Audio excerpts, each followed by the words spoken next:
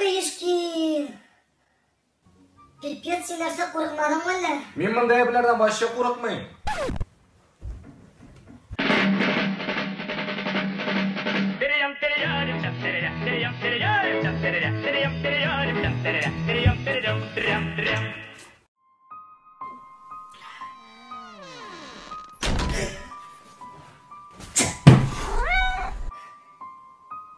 Барсик? Ненде кино бол? Татарша ограбление. Ограбление. Главный рөлде кім әлі? Абдрахим. Абдрахим. А сен кім? Баскетбол турында кино қарайсың да? Силема! 3 секунд қалғанда СССР командасы американецтерден жеңешек. Бітті, сен